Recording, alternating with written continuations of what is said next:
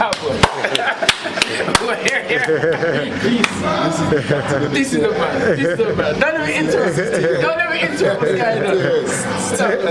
going on? Enjoy, guys. All day, every day. Tell me about this stamina. Wait. Okay. Alright. Just jump in because you're going to do your one anyway. Just jump in because he wants to know. Say this stamina for sale, because it even got me confused till I listened to a podcast the other day.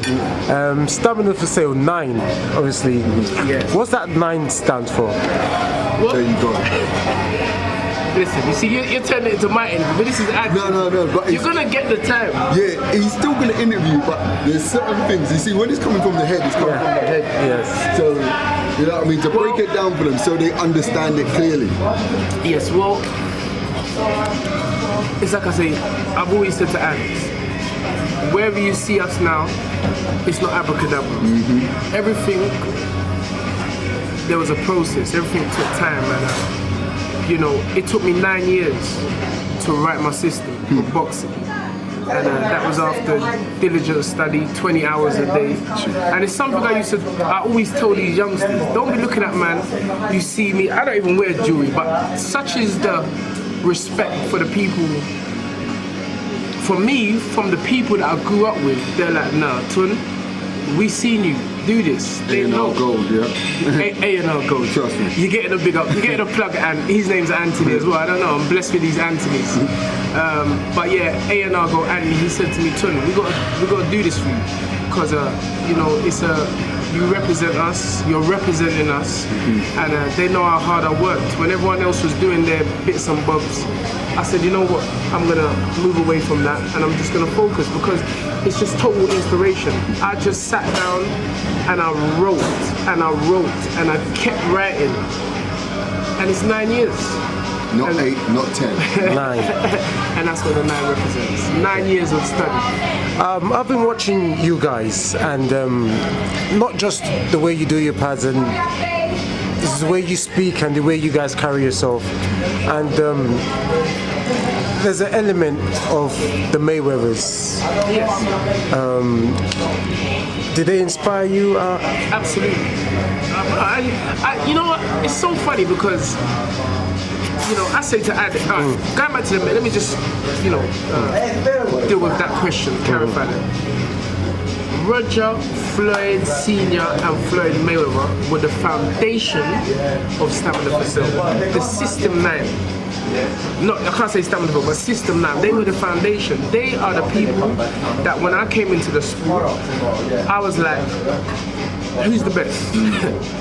Okay, Floyd Mayweather is the best. Okay, then you just study him. You know, I don't know why people seem to want to complicate things. If you want to be the best reggae singer, you study Bob Marley. It's not rocket science. If you want to be the best footballer, in my opinion, you study Maradona. It's just my opinion. Some Messi people, or Ronaldo. but today, you know, you got Messi or Ronaldo. So I had to use that. Every house has a foundation, and I make no bones, or I'm not scared, or I'm not, you know, I'm not trying to hide the fact that I learn from these people. But guess what? After 2 years, after studying them for so many hours a day, I created my own system. I built on their system and created my own system. You can see the only similarities to Roger and Floyd on the pads and System 9 is that it's fast. That's where the similarities end. You don't see Floyd Mayweather doing lead left hooks when he's doing pads. In the fight you do. You don't see him. You don't see them doing. I don't really think you do. I don't really think you see them technical. Yeah. You understand? You know what I think is, or what sometimes people don't understand is when you're watching something at such speed, it's hard to really see what's going on, how integral our system is. Yes. There's no punch that you see repeated in a small segment. Yes. But to the naked eye, you might think it is until you break it down. And let me just say something on that point. That's why you see many people doing Mayweather pads, quote unquote Mayweather pads. Come and try and learn one page of my system. Your head will hurt you. You have a headache. You take, as my dad would say, Panadol. Panadol. Ibuprofen. Ibuprofen. But with that, in saying that, what Gavin's saying is right. It's not only that, but the thing is as well is that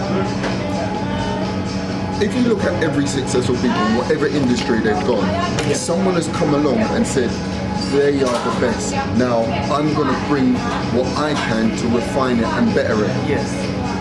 First of all, you had, Ford cars. Now you've got Mercedes, you've got BMW, and everything comes along after that to try and be better than exactly it evolves.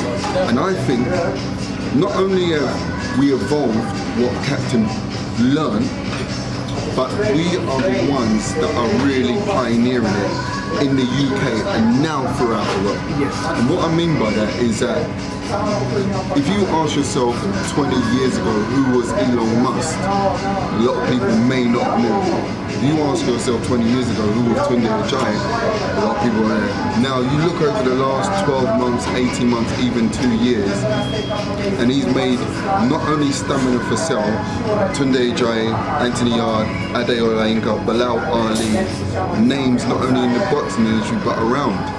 And I think what it is as well is that people are attracted to us because the energy we bring out. We're friendly, we're fun-loving guys, we work like hell, and we're about positivity. And I think people attract onto that. People like positivity. And it doesn't matter about if you're rich or poor, you're black, you're white, you're from south, you're from east. People are attracted to the energy that you put out. Captain, and I say this because it makes sense. I said it, Captain built the ship, Anthony's leading the way, Bilal came next, Doris looks good, Charlie's the future, Cam reps the hands, Nick checks the paperwork, Frank believed in us, BT watch us, Adidas stressed us, I was here from day one. And that's how the system is. Come on. But You know what you remind me of as well? You're the African and Nigerian I was inspired to be like in school. Yes.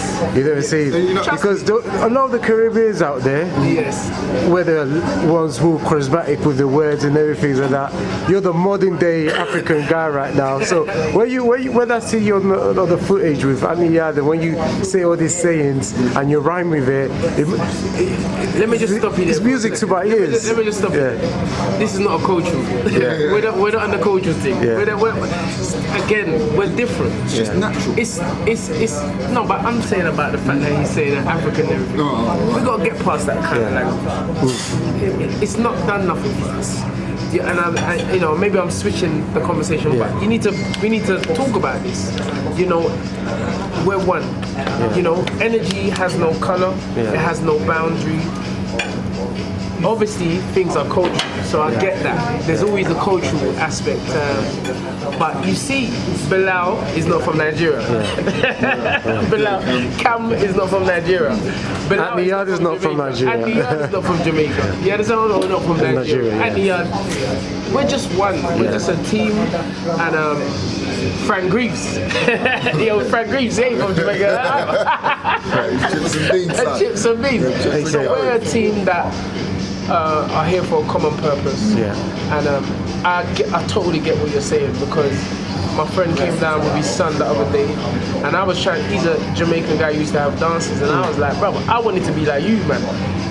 You were the guys that inspired me, so I'm just happy that people are looking on us and gaining inspiration from watching. Can I just move back to the Mayweather thing? When the 24/7, when he was about to fight Ricky Hatton. Yes. And I was watching it, and I was like, I didn't know much about boxing at the time. And I was looking at the pad work. Yes. I was like, okay, well, he's won everything. He was doing the pad. Well, I got scared. I was like, oh shit, Ricky Hatton's going to beat this, because I was seeing him hitting, the body bag. I made a lot of money in the gym. I'm mimicking that paddle, doing that, the hand things, and yes. I could do that for a fortnight. Yes. That's not going to do. And all you see, then fight night, we saw also on the fight night, which brings me down to you guys. I think it was like a couple months ago. Daryl Barker and the White Rhino, Dave Allen. They were kind of doing the same sort of mimicking thing. We all saw what happened a couple of weeks ago when he fought David Price. Yes. How did you feel about that? Well, first thing is, I don't gloat on anyone's defeat. I'm not here, regardless of what you say against me, how you criticize me, my system, our team. I would never, listen to me well, Darren Barker, White Rhino, I'm not here to laugh at other people's misfortune. I just don't do it. I've never done it. And it kind of upsets me when people feel they have to try to use other people to make themselves look big, because inevitably that kind of energy always reverts back to yourself. And so a few people were texting me when he lost and laughing at me. Some people were even putting their mimicking of me. No, you know, mimicking. They were putting it, mimicking of me on my pages and that. I didn't even reply to none of them. Because as I said, if you want to change a commonly known thing, the way to do that is not to criticize it, it's to bring something better in its place, and eventually everybody will follow them. So I wish the White Rhino and Dave Barker nothing but the best in their career. And maybe, you never know, maybe they might try some of the pants. Maybe they might try it and see that it benefits them, because that's all I've ever really wanted to bring. I wanted to bring an addition, a training program to the sport of boxing that enhances boxing, because if boxing is enhanced, it's better for everyone. I think, you know, just adding on to that, I'm just talking about, and as a general thing, if you want to be at the top, and I'll go back to not just boxing but any field, be prepared for criticism. It comes with everything. If you want to be in the elite, listen, I've heard people criticise Usain Bolt, I've heard people criticise Messi, I've heard people criticise Ronaldo, and these people are at the elite. You go and apply for Prime Minister now, whether you like it or not, you're going to be criticised. When you're a professional, you're happy. You're not only willing, but you're happy to take on all criticism. People still criticise Floyd today. People still criticise Muhammad Ali.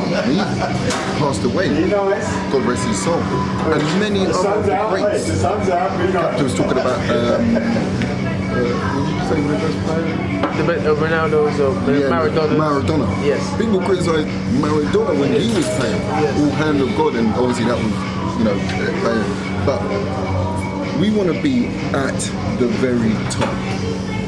Criticism is going to come from us, whether good or bad. And the ones that are for us, maybe go against us. The ones that are against us, maybe go for us.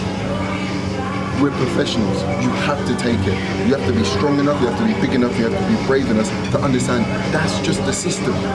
That's the path you have to walk. That's a mental element. And this man has showed us that. You cannot, now he responds and stuff, Captain's good at that. He knows, because he understands the game. Make no mistake, he understands the game. He's been in this 20 years. There's nothing that he has not seen or he has not smelled. What it is, he's just explaining it in a way that people always can understand. We do not take anything personal. We can't. Is this a part of our life? But we are human beings as well. But with that, we're professional. We're professional. And when you're professional, you have to understand how to act like a professional. Oh, cool. Well said. You know, we're quite similar. First of all, Tunde Tunji. Yes. Okay. TT. Yes, T. Pro boxer, you're the next pro You're boxer. called Uncle T-Boxing. Uncle T-Boxing. And I am the uncle. Yes, yeah. The uncle of the uncles. We need this super. That is it. Yeah. So I'm saying, so you're the ex-pro. I'm an ex-pro boxer. Yes. You left undefeated 5-0. Yes. I left 5-0. Hey! But mine is better than yours. You know why? Why? Good. I had one. Easy. I had one more knockout than you did. I was like, yeah, I'm gonna be better than say. You might go and look at your fights and say, but did you block it?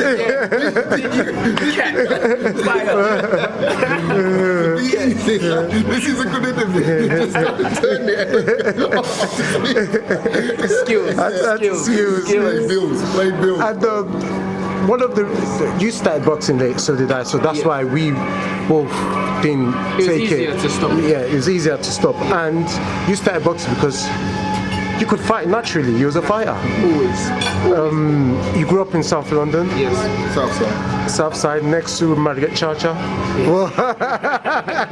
Well, at the grimy side of it.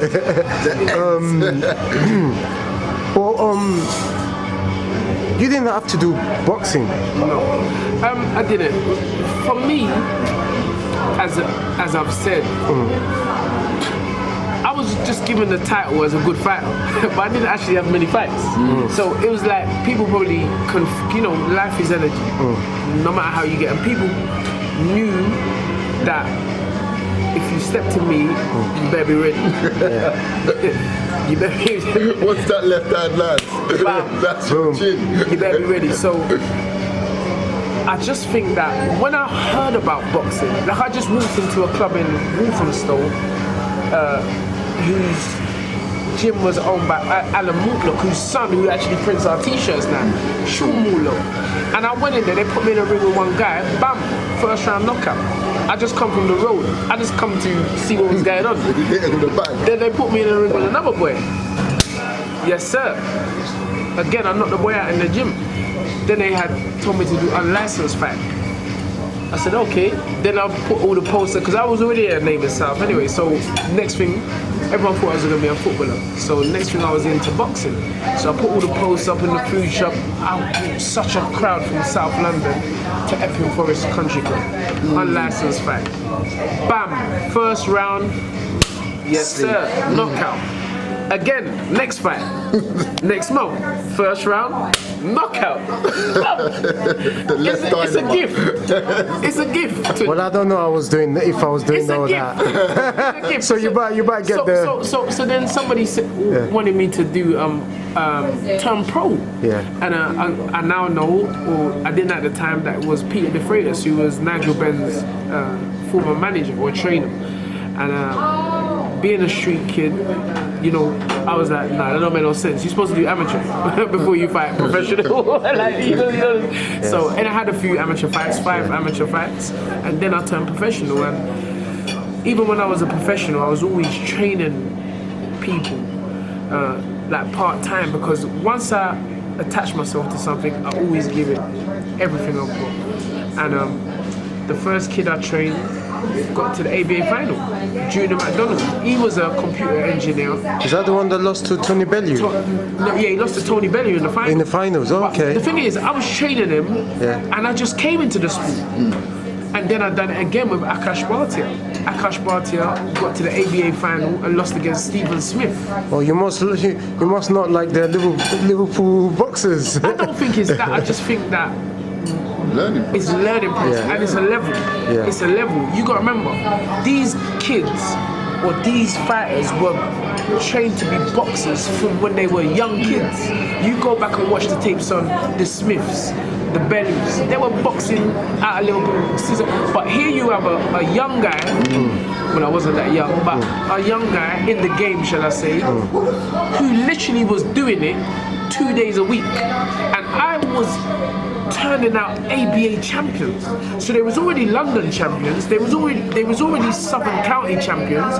They were losing at the last hurdle to guys that are ABA champions, knockout specialists. So I'm like, I must be good at this, because if I'm giving 20% of my time and producing champions, what can I do if I fully dedicate myself to the sport of boxing? And within 3 years of being a professional champion, I had 3 Southern area champions. My first ever corner as a professional trainer was a Southern area title on the undercard of Dave Walker against Roman Karmazan for the European title at Alexandra Palace. My first ever corner as a trainer.